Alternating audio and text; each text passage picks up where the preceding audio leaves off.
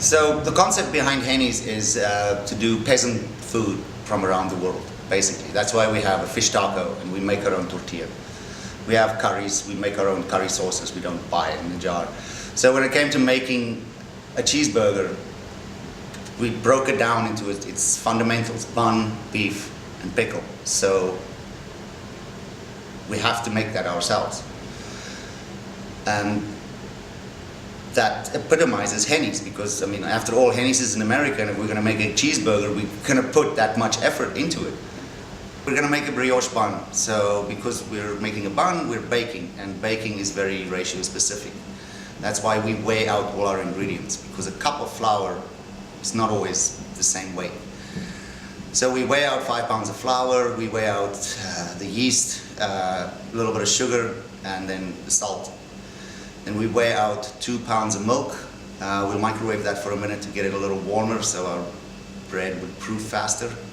And then we weigh out half a pound of butter. We mix all our dry ingredients. Then we add a half a pound of eggs to the milk, mix that in with the dry ingredients, and then let it mix for a minute until it's about 70% incorporated.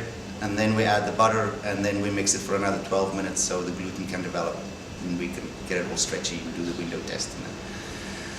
Then we let it proof, and since we don't have a proof box, we just have to keep an eye on it. We want it to pretty much double in volume. Once that's happened, it's probably anything from a half an hour to 45 minutes. We'll come back and we'll weigh out the dough.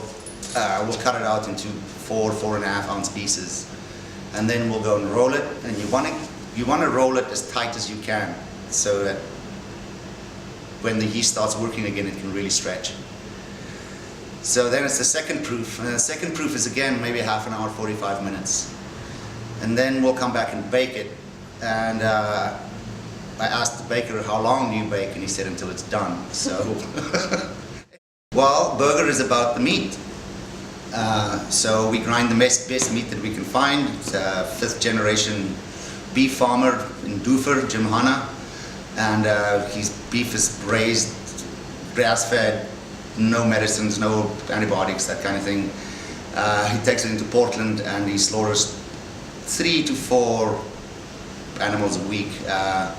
We got our name on the chuck, the beef shoulders, so we only grind whole shoulder meat.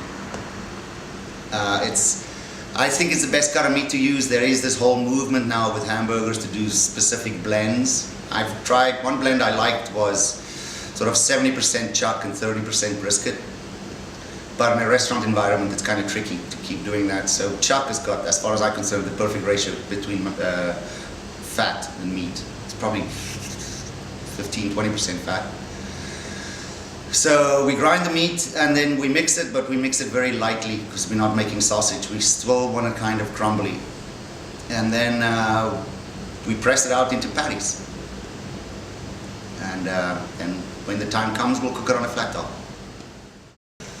I like cooking my burgers on a flat top because it gives me a good sear on the meat, which makes it taste good. Because our beef is of such good quality, the only seasoning it needs is salt and pepper. So once that patty goes onto the flat top, we'll season it heavily with salt and pepper. So, and we'll butter toast our bun. And then when we assemble the burger, I like putting the pickles and onions on the bottom of the bun so that the meat's juices can run in with the pickles and the acid can cut the fat. And then veggies on top, so the classic just tomato and lettuce, and then secret sauce. And our secret sauce is just chipotle mayo. And then the cheese I use American cheese because that's an American cheeseburger. It's the way it melts. It melts into all the little cracks of the burger. You could easily go with fancier cheese, but I just think it's traditional to use American cheese, which is not really cheese. Product placement. That's why it's the best cheeseburger in the gorge.